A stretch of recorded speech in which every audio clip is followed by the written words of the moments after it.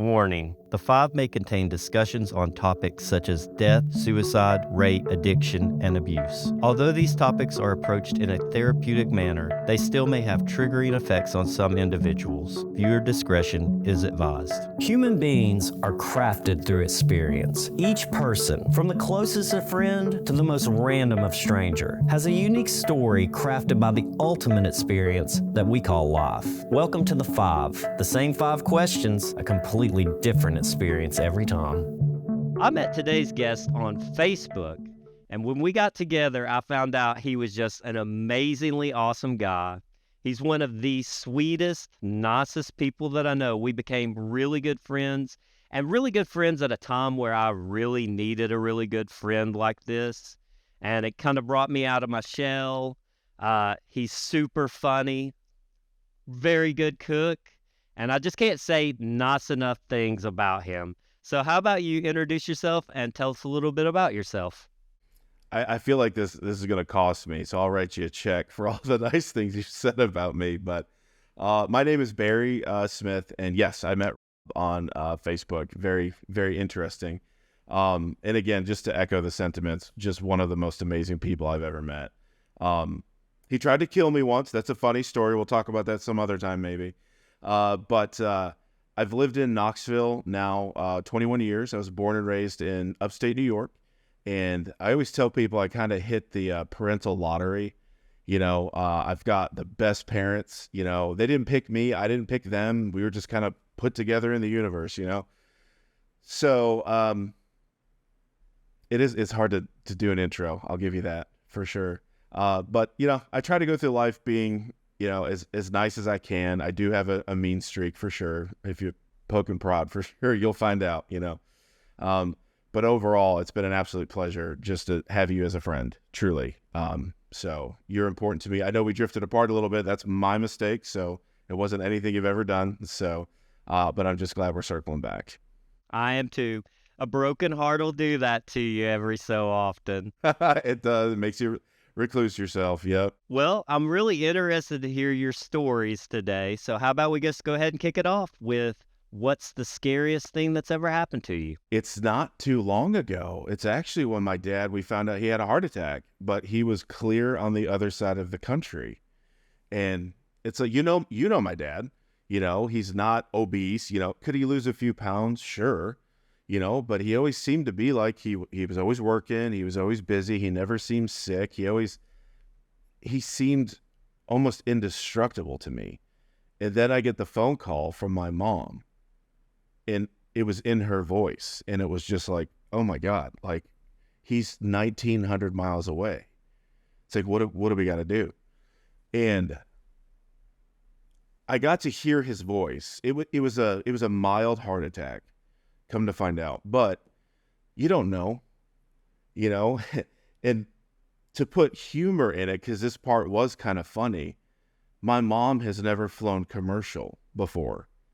She's flown one time in her life prior to this moment, and she flew on a business jet, and she hated it.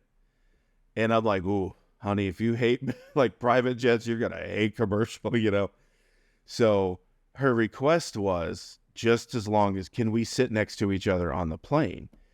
And my dad had a heart attack out in Idaho. He's in Idaho Falls, Idaho, which is a, tourist destination for sure, said nobody. So getting flights out there, you're looking at 50-seat aircraft. They're not big, So I couldn't find seats next to each other. And the only one I could find, they were in first class. And my mom's like, I don't give a shit, book it. Like, let's go.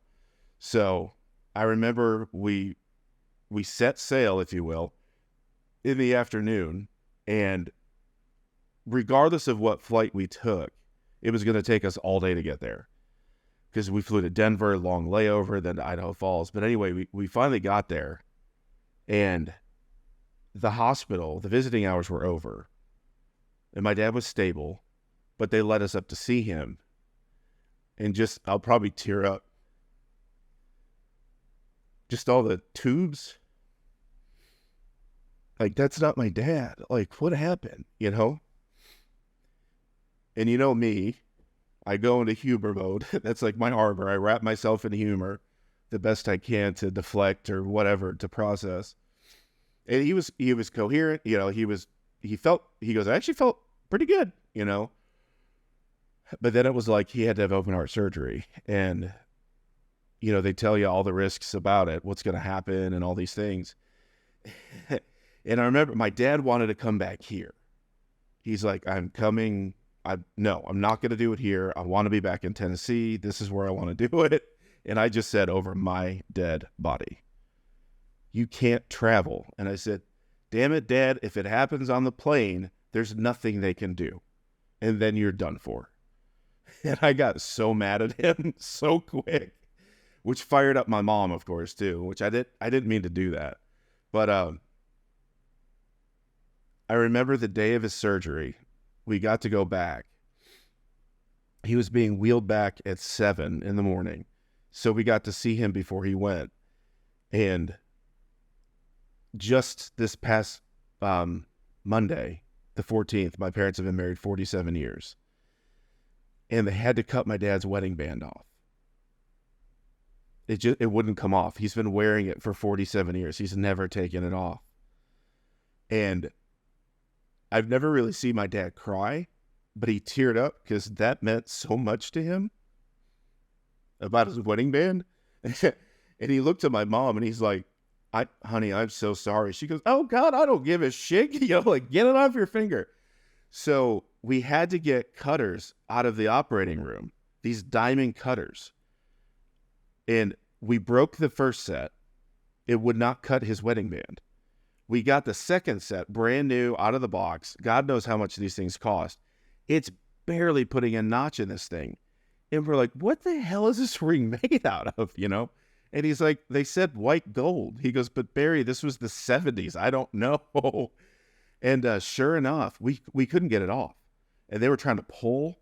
But a guy came in with a thread. I don't know if you've ever seen that thread trick. They can use a thread, get it underneath there, and they could actually wiggle the ring off. So they finally got the ring off. And it has this little notch. And I was one of the ones in there cranking on it to try to get it off his finger. And so I see that little notch, you know, part of that's my fault. Sorry, yes, you know. And it was funny. They wheeled him back, you know, and we went back as far as we could. And right before you go through, you know, the doors back into the OR, my dad goes, wee, you know, like this. And a voice in my head said, he's going to be all right. He's going to be okay. So then it was the waiting period. Now we got to wait. And at first we were getting updates, good updates. He's doing great. We're doing this. He's doing great. Everything great. He's doing great. And then all the updates stopped. And we're in a waiting room and we see his name. We see his name on the screen. And then it disappeared. And we were supposed to be in that room for the consultation. They were supposed to come and see us.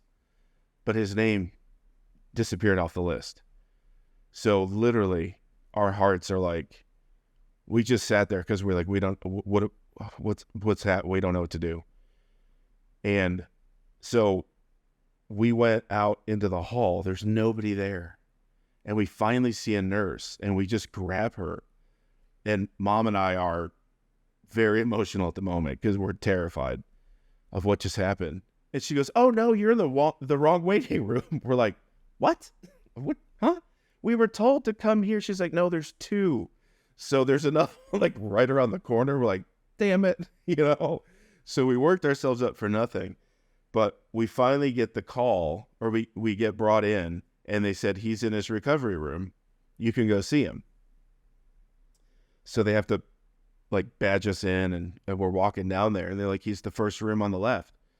So we're walking, and my mom, she's like, you go first. I'm like, he's your husband. You go first.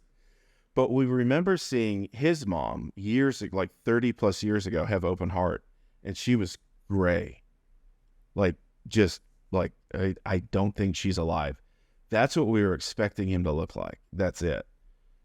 And so we walk into the room, and I had my eyes closed at first because I'm like, I don't want to see this. I'm not ready to see what he looks like. And I opened my eyes, and I was like, it looks like he's taking a nap. He looks normal, but obviously he's intubated. He's got, you know, everything going on. he was still unconscious. He was coming out of anesthesia. The bedside nurse, Max, amazing. Like, this guy, whatever. Like, I think he is an angel sent here.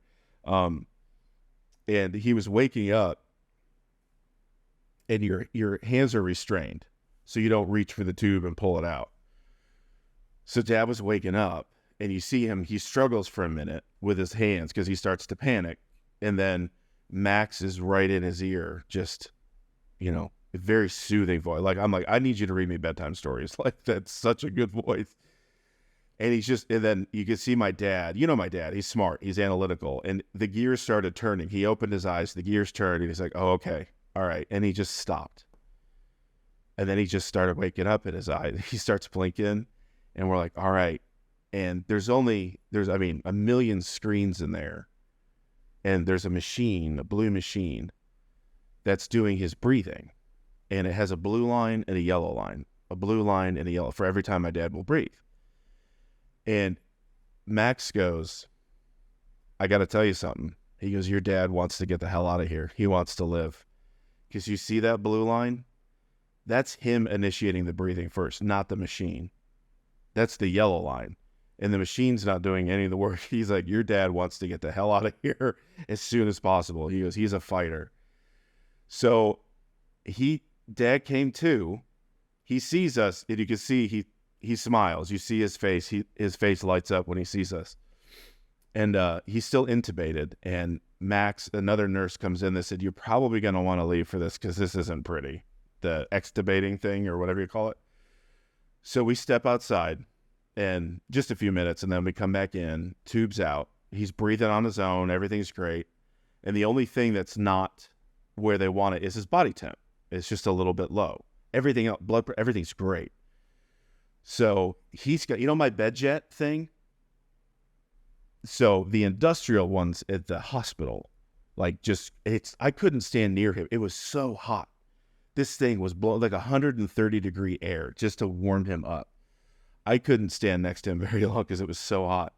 And the nurse was explaining, now he was just extubated, his throat's going to be really raw and sore. It's probably going to be a good hour or so before he can speak. And swear to God, when Max said that, you hear my dad go, hot, hot. And my dad just starts talking, which it was funny. And from that point on, it just kept getting better. But the scary part was just, what happens if we don't get there in time?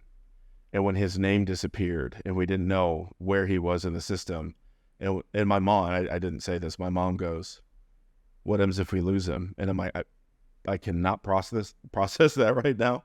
Please don't bring that up.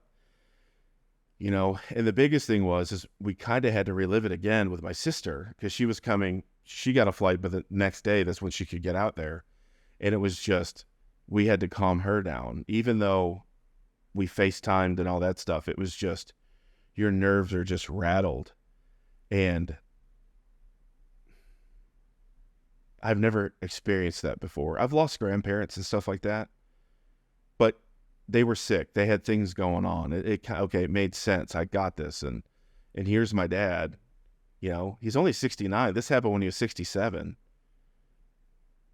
He was never not strong, and I'm like, I'm not prepared to be the man of the family yet. Like this, you can't relinquish this role yet. I'm not ready for it. So it was the worst. The thing is that I was so terrified that my mom was just going to lose it because they are so in love with each other. And that woman, she was the most calm and collected and everything out of all of us. It was so amazing. So that scared me. That scared the shit out of me. I stayed out there for 3 weeks to help him get better, but that sucked.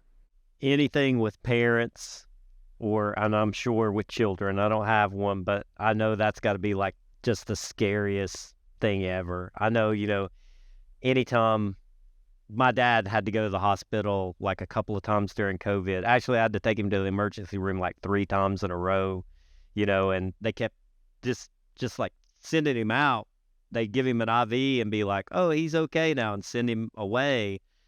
And because they didn't want to keep anybody during COVID. And I finally went the last time and took him to the emergency room. And, it's scary because, like, he's not even like himself. He's not like he's talking weird stuff. And, and you're just like, and he looks so weak and everything. And when I went in, I said, hey, I just need to talk to the doctor for just like 1 minute. I can't go back there. They got me at the door. And my dad's just barely making it, walking into the emergency room himself, and they got me stopped at the door because of COVID. And I was like, I just need to see like the doctor for the ER doctor for just like 1 minute. Cause my dad's been here like 3 times now and everything. And they were like, oh, we can't see. And I was like, it's just for, and like the doctor finally come out, cause I was like, I'm not going to leave. And so he just comes, I was like, I just got to talk to him for just a minute. And I was like, if you keep my dad and put him on an IV and then send him out again without like doing some tests or something, I said, I will find you. I was like, I'm not threatening you. I'm just saying that I am going to be looking for you if you do this again. And like, he was like taken aback. He's like, hey, I'm doing what, and I'm like, I'm just telling you. Like, if my dad doesn't at least get some tests run, like, and so when they went back, they were like, his sodium was so low that they were like, we're not sure why he's not in a coma, because he didn't have enough sodium in his blood or in his nerves to run the impulses from his brain all the way through his body. And so they immediately put him in critical care, and he was whisked away, and it's during COVID. So like, we're outside, we can't even go see him. And they're like, he's in critical care. And I just remember thinking, that may have been the last time I saw my dad alive. It's the scariest thing. Like you just feel helpless and you feel sick and you feel everything. So I know that kind of feeling and everything. And the bad thing is we all end up having to go through it at some point in our life. That's so true. I distinctly remember, obviously Sean Patty lost his father several years ago, but I distinctly remember Sean saying, Barry, your parents are here. Spend as much time with them as you can, because he regretted it.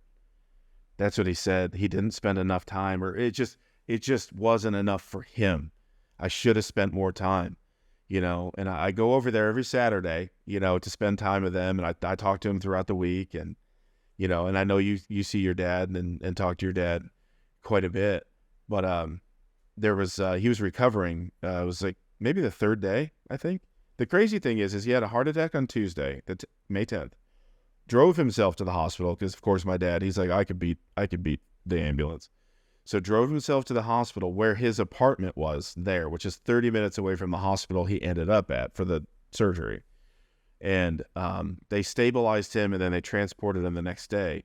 But he was cathed on Wednesday, had open heart on Friday. He was walking by 11 a.m. on Saturday, and he was discharged the following Wednesday. Like nothing ever happened. And it's like, how you feel? It's like, good. Do you have, no? Are you good? Yeah. And it was just like nothing, and the year prior he had both of his knees replaced, and he goes, that was a hell of a lot worse than this. And it was just nuts. And that's the level of, like, even when he had his knees done, they gave him oxy, and I think he only took 2 or 3. He hated the way it made him feel. So he goes, just give me like the strong Tylenol and I'll be all right. And they're like, no, you're going to need it. He goes, I don't want it. I ain't going to take it. And he didn't. And it was just, I think they're just built differently back then, But when he was still it was the post-surgery recovery room, still in the critical care section. It was 2 rooms down. Somebody coded and they didn't make it. And hearing the commotion, hearing the sobbing of the people, and your doors, they come around, they close all your doors when it happens. And just hearing that, and it was like, that could have been us. This could have been a totally different outcome. And Yeah. So scary. And the hard part was you just worry the whole plane ride over there, and of course, flying from Denver or landing in Denver, they had a high wind warning. It was the bumpiest landing I have ever been in. And I've flown a lot. It even scared the crap out of me. So, twice. And my mom's like, what? I'm like, nothing. I'm like, I don't know what just happened. But, whoa, that did not feel good. So, but, and then to button all this up, my dad, he's doing very, very well. He's doing great. And, but my mom says, and pardon my French, she goes, you pull this shit again, you better do it here. I ain't flying back out there. And, but yeah, you're right. It's with parents. Yeah, I don't have kids. I myself am a child, but I don't have kids. I couldn't even imagine, remember we would get hurt. What were our parents thinking? They were terrified. And it's something that you're right. We'll all have to go through it, but you're just never ready for it. And I think I try to keep, my crap together the best I can. And there's times I'm like, I'm about to lose it. I don't know what's going to happen. So terrifying for sure, but I'm just glad it came out on the better. I'm glad it did too. So I guess we can move on to what's the weirdest thing that's ever happened to you? Monster trucks, right? Bigfoot, right? Back in the day, loved it. So this is when I lived up in New York, and the monster truck thing that, remember, used to go across the nation. They do all the shows. Sunday, Sunday, Sunday. Sell you the seat, but you'll only need the edge. Exactly. Yes. And then you'll never hear correctly again, in your entire life. So stoked. So Dad got tickets. We're going. It was kind of a birthday present. This could be really cool. It was at the War Memorial in Syracuse, New York. So we get in there, got good seats. I was so excited. I'm wearing a new jacket I got for my birthday. So happy about this jacket. Oh, actually, wait. Was it my birthday or Christmas? Ooh, I can't. It's one of the two. I think it was actually Christmas. New jacket. Love this jacket. So we're there. Everything's cool. Like, lights go out. The show starts. It's doing all the light, blah, blah, blah. And the first truck that comes out is this, I can't remember the name. It's a Chevy. Just loud as hell. So loud. We had earplugs in too, but it was like hand over your ears, bonkers. And it's inside a concrete dome. So it reverbs like there's no tomorrow. And then the next thing I know, I'm on the ground. I get hit by something. So, and I feel it in my face. My face is burning. I'm bleeding. I've cut. I'm like, what the hell? And in the process, this thing hit my dad too, and he saw me go forward. A 6-foot light globe came detached because of the vibration, and it fell, I think 30 to 40 feet down. So the guy behind me, and I'm right here, it fell between us. The guy saw it, so he pushes it, as I break stuff, which you would. You push it away from you. You don't know what it is. So it shatters. Thank God it's plastic. And it's like plastic from the 40s, so it's razor thin. It's just deteriorated. It shatters, and it just goes across my face, and it just lacerates my face like a razor blade, like these super fine cuts. And I don't remember if it stopped or not. I can't remember. All I remember is being kind of picked up by my dad and pushed into the aisle, and people just kind of whisked me away. And I'm in the infirmary of the War Memorial. And the only thing I'm really mad about is I got bloodstains on my jacket, my new jacket that I wanted, And it was so weird explaining it to the people, like, now what happened? And the guy that was behind me finally found us to say, and other people showed up. They're like, yeah, we saw it fall. So there was people across the way who saw it. It made the news and everything. And I bore the brunt of it. And it was just, I got blood on my jacket and I didn't get to see the monster truck show. I was so mad. But it was so weird. You never expect a light to fall on you. It's terrifying. And the crazy thing is like the following year, Dad and I would always go to the car show, and it was in the War Memorial. And I'm like, I don't know if I want to go there. We went, all those lights are gone. They were worried we were going to sue. and attorneys approached us to sue because we were going to win something. And my parents, they're just not like that. They're like, pay for the medical bills. They had to butterfly my face shut. They didn't stitch, so I didn't get scars. But you could see, like, under my sideburns, there's some lines. It just paid for the dry cleaning of the jacket. That was it. That was all we want to cover. And truly, that, I get accidents happen, okay, but, was it negligence? I don't know. But it's just something you never expect. You're sitting there about to watch the coolest thing ever, and then a 6-foot light globe just breaks loose and just comes crashing down on top of you. It's like, maybe I should play the lottery. I don't know. It actually makes me think, I used to go to some of those shows and everything, but we used to have a dirt track that was close to the house. And I remember they had something called the road hogs. And that was like, they would just allow these people to bring in these giant old cars that were like, like the lead sleds. And they would just race these cars around this thing like as fast as they could. And that, like, it's like an old, like, like Monte Carlo. They're huge and stuff.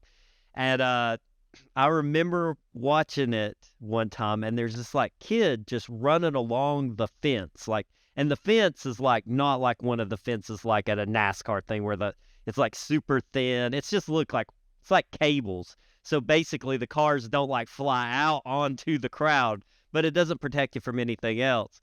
And all of a sudden this car comes and it like slams into the wall.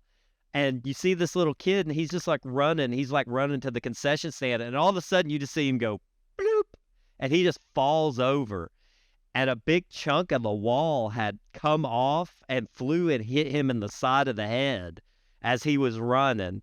And like, everybody's standing up, and they're like, "Oh my gosh," and everything, and a medical team comes down there and gets him.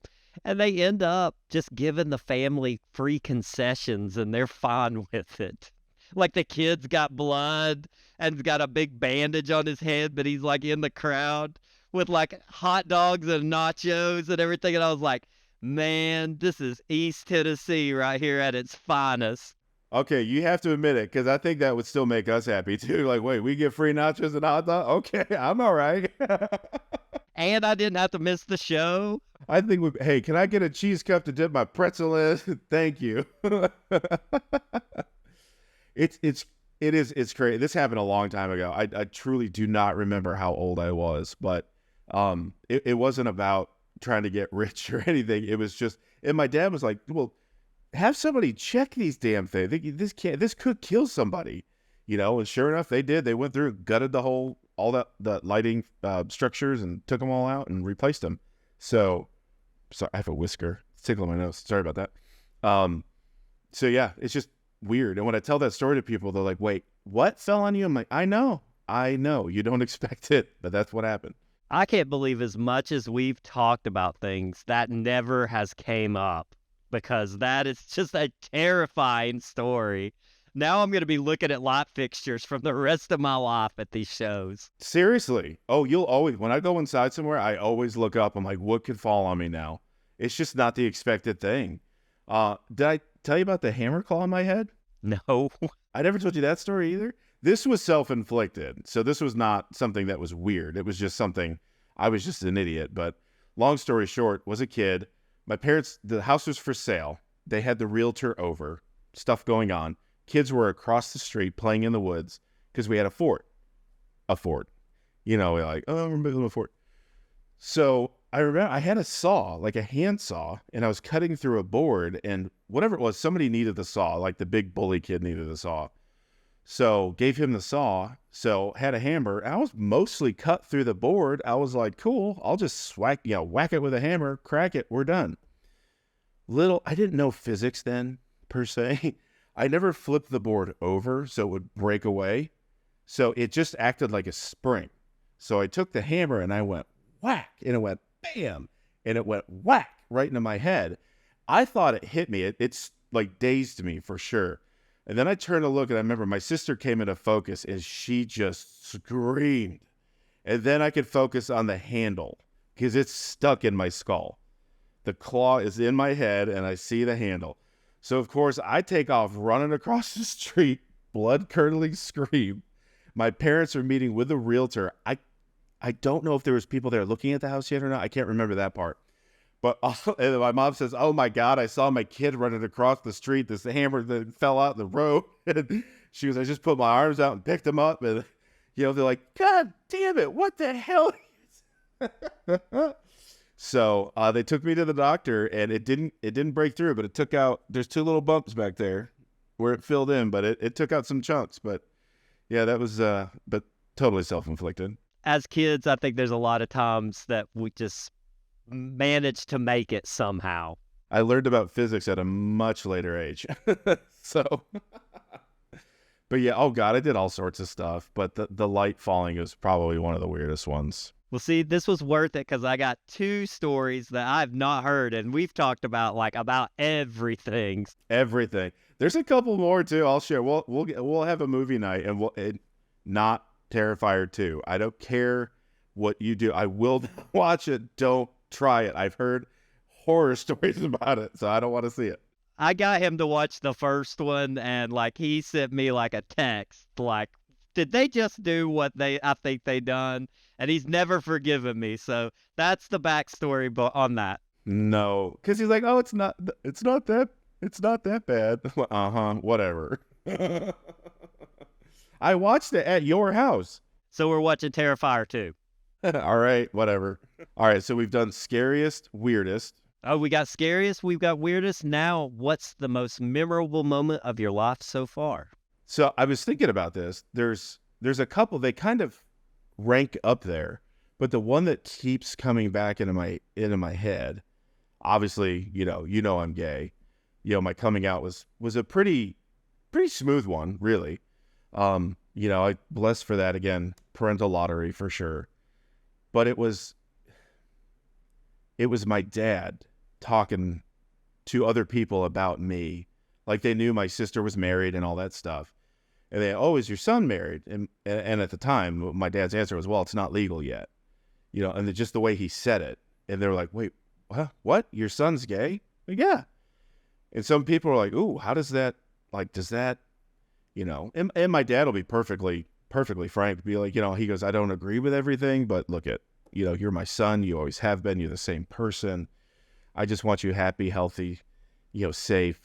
But some people were like, "Wow, man, you're just, you're tolerant." And my dad, what he said was like, "I'm unwilling to lose my son over this."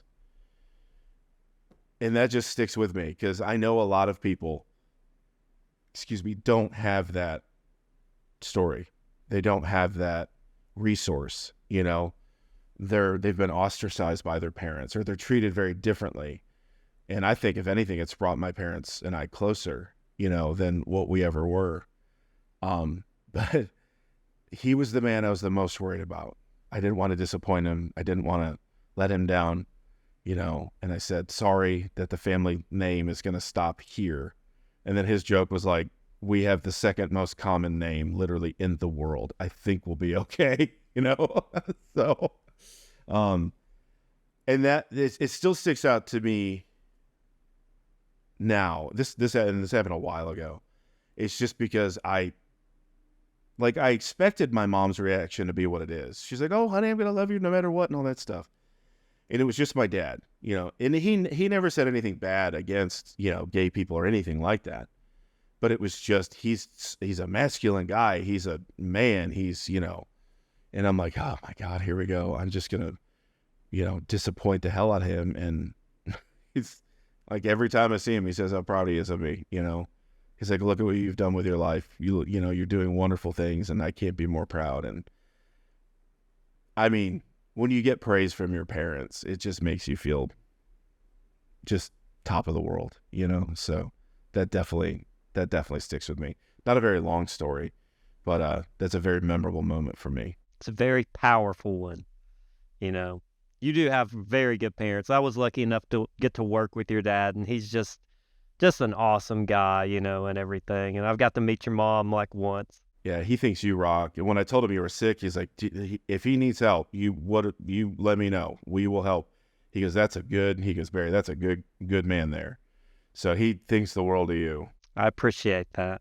He really does. It's funny. That shows how much you love your parents, because your biggest fear is like disappointing your parents, with something that you have no control over and everything like that. So I always think what unlucky people is that when they do disappoint their parents. It's crazy. It's crazy, I think, the things people will let come between the things they love. They'll let society choose, they'll love what society thinks more than what they love their own children and stuff for. It just blows my mind. Well, in the conversation that I did, have with my parents, I said, I'm not here to change your beliefs. I'm not saying that you have to agree with everything that, I am. And I've said this, like, oh, me. I don't lead. That's not my identity. I never lead with it. It's not because I'm ashamed or anything like that, but I'm never going to make them or force them to make a decision, to alter their beliefs. It's like, you either do this or I'm out of here. Like, I would never give them an ultimatum like that. They have done so much for me in my 43 and a half years of existence. The very least I could do is just be honest with them, to repay them the best that I can. And, but it has opened my eyes to other people, like you were saying, that just, it went the absolute polar opposite way. And I feel for them. I really do. But at the same time, I can't speak from experience because I haven't been through that. I've disappointed my parents. Don't get me wrong. I've disappointed them plenty of times, But with something like this, it was, for some reason, it's more magnetic. Like, we've stuck together even more. And I've just been blessed with that, and if there's one thing, because obviously, when your parents pass away, they want to leave behind stuff for you. And I'm like, no, you've worked your whole life for all this stuff. I want you to go out and do everything you want to do. Take every last dollar, go do it. If this is the one thing I could be left with, is knowing that they aren't disappointed in me and they're proud of me, you can't put a price tag on that. And I'll take that to the bank for sure. So I'm so sorry. I have the worst whisker. I know this is going to make a good podcast. I'm sorry. I think that's perfectly fine. There'll probably be people on here that would like to pay you money just to watch you rub your beard. So coincidentally, I've had some interesting offers. So people are like, hey, could you do? No. Oh, how much? Wait, hold up. Let's talk about this. I always say everybody has a price, but yeah, that's something I'll hold up in my heart forever, for sure. Well, I always hate to bring it down, especially at the end of the episode or close to the end of the episode, but what's the saddest thing that's ever happened to you? It just happened in January. And this is still tough to talk about, but just Sophie, having to say goodbye. And she was fine. Everything was fine. And then everything wasn't fine. And the decision had to be made. And it was not an easy one. But I got to hold her. Just held her head as it got heavier and heavier and heavier. And then when the vet said, okay, that's it, she's gone.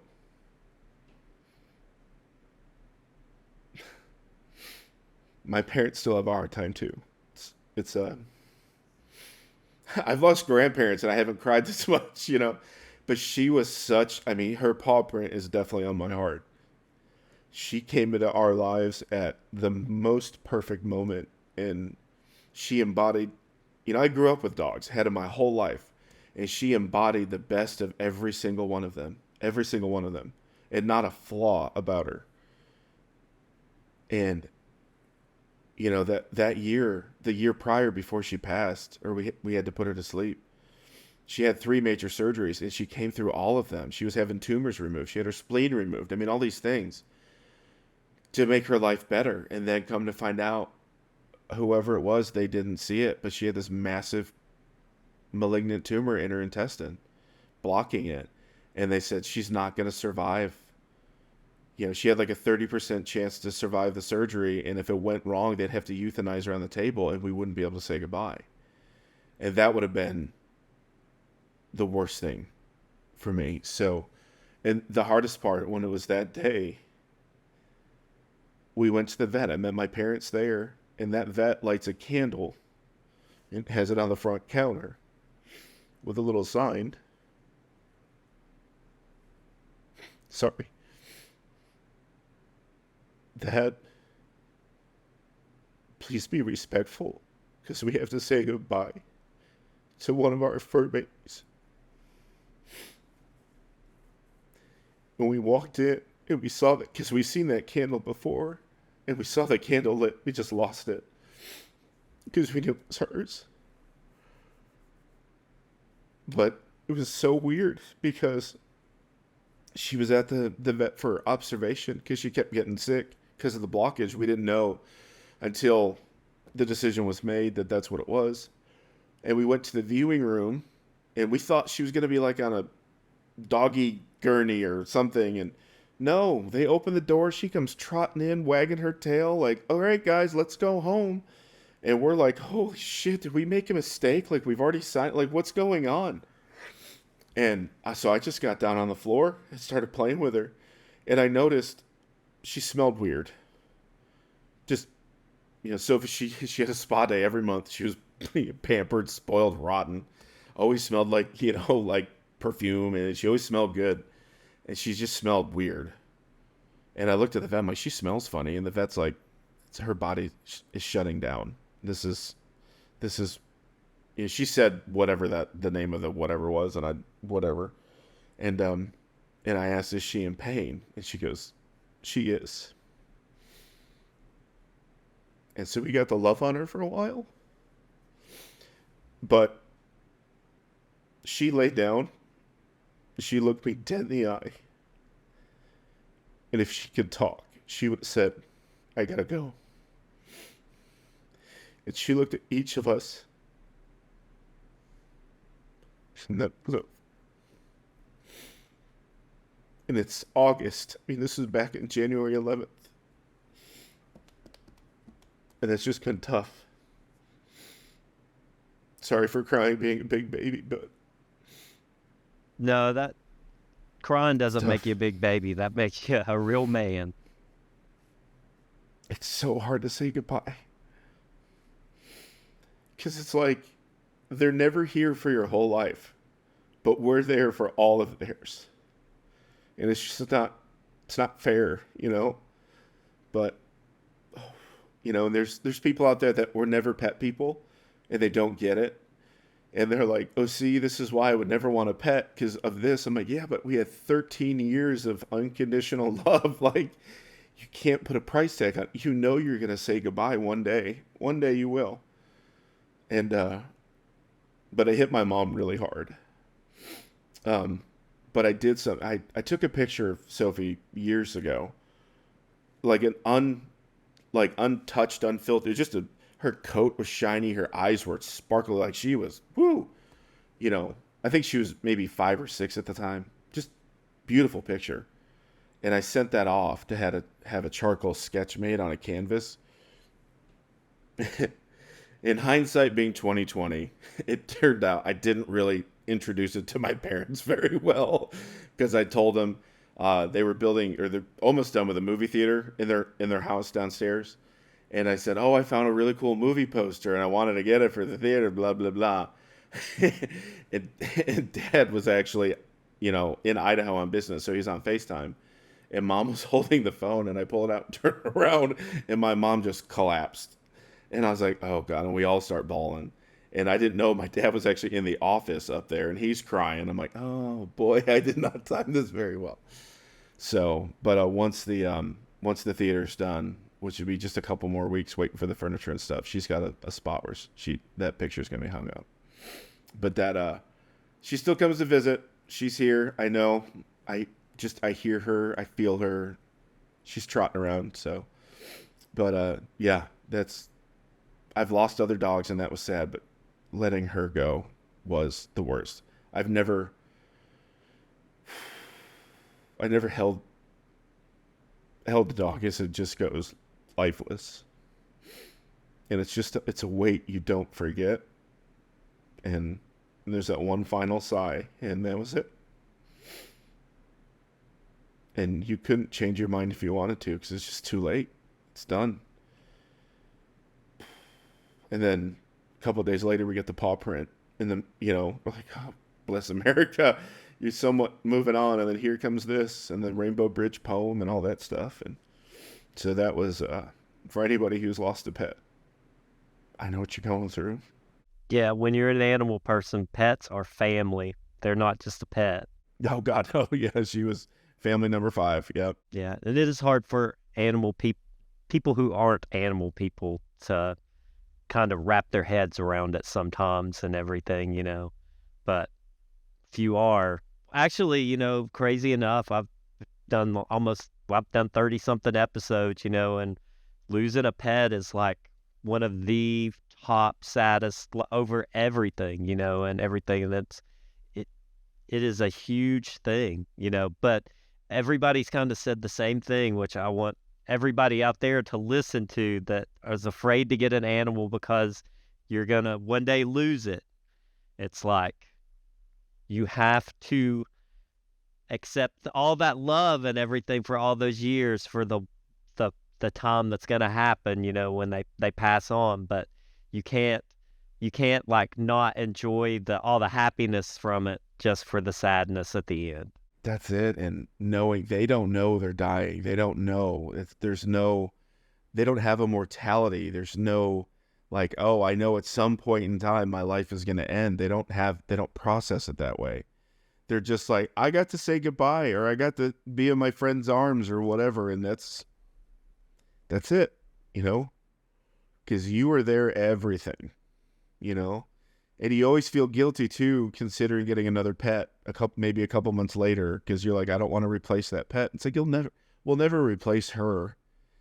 Sophie's always going to be Sophie, she forever, and I just know, and I don't know if you've ever seen that meme. I just saw it the other day, made me cry, but it was like a little dog. It was a boy and his dog, and they had to go to the vet, and the dog was being put to sleep, and the boy's holding the dog, and so the dog's up in heaven being asked, like, what brought you up here? It's like, I don't know, but I was hugging my best friend, No, but what killed you? I don't know, but I was hugging my best friend, that's all and looking down, they see the boy like really upset.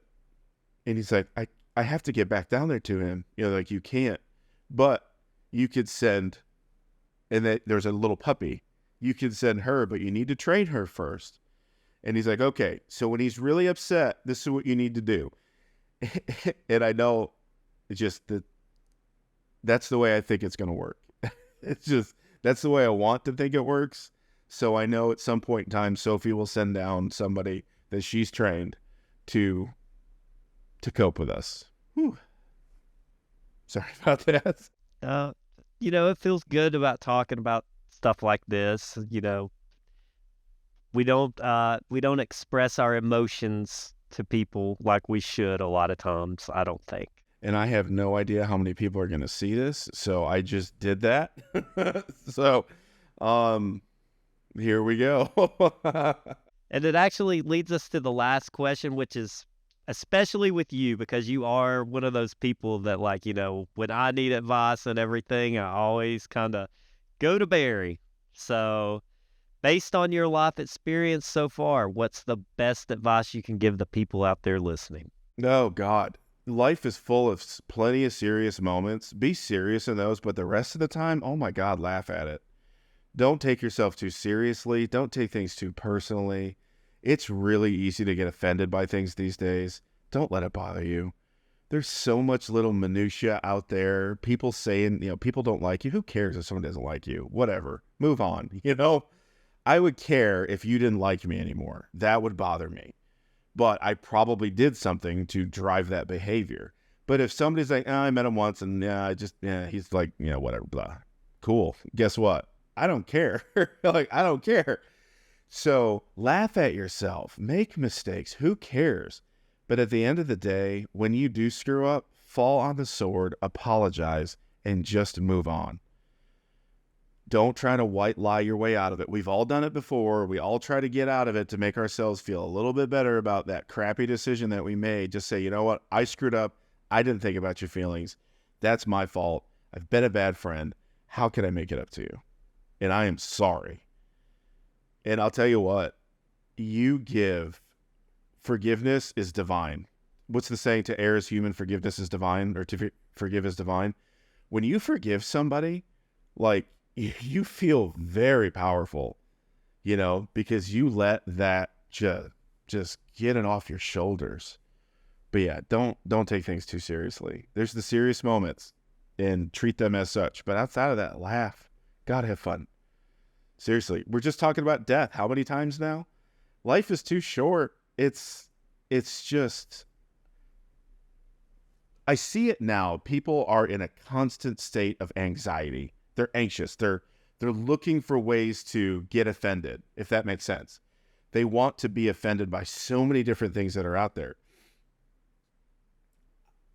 Is that a life you want to live? To be that amped up, to be triggered by so many things? If somebody makes an off-color joke about being gay, I'm like, haha, sometimes I'm like, actually, that was pretty funny. I'm going to use that one later, but I just kind of, if it's malicious in intent, like if they're coming at me, they're trying to draw some blood, I'll address it then. But if it's just kind of like a flight of fancy, I heard this joke and they repeat it, and they're like, don't get offended. If you don't like the joke, don't laugh at it. You don't have to repeat it. You don't have to use it again. But I could be very uptight. This. I try to be a perfectionist about things, and guess what? There is nothing perfect. The only thing that I found is perfect is imperfection. That's the one thing you can count on, is imperfection. So just bask in it. Know you're going to screw up and just say, whoops, my bad. Let's just fix it. But make sure you laugh about it and pick on your friends, because they need it. The thing you said about like falling on the sword when you do something wrong and forgiving when something's been done wrong to you, I think that's like one of the biggest things that like just the past few years, really, because I was always like the type that was like, I'm not gonna say I'm sorry, or if I feel like validated in what's going on, I'm gonna be angry about it and everything like that. Not in a bad way, but like I'm not gonna make this easy because you've done something wrong, so it shouldn't be easy on you. You should suffer a little bit before there's forgiveness and everything. And it's one of those things I've just had to like reevaluate, and I'm like, do I want to waste my time with that? It's like, do I want to spend that time angry at somebody and possibly carry that on and it end a friendship or something like that? Or do I just want to, or when I'm fighting with somebody, the funny thing is the harder we fight, the more we love somebody. Touche. Absolutely. So the people we love the most, we are the hardest with. We fight the hardest with somebody that we love. And it gets ugly sometimes. It gets ugly. And it gets so ugly. Think about, you remember the message you sent me in the midst of my, I reclused myself, and you were always checking on me, and then I just really wasn't following up, and I just was like, no, I'm not. And you were like, I care about you. I want to see you, but it's like, there comes a time where it's gonna stop if you don't, and that's what I'm like. A bad person doesn't say that to you. Somebody who really cares about you says, hey, look, dude, I miss you. I know you're going through some stuff right now, but you need to get the hell over it or get out of it. And you need to, we need to, whatever it is.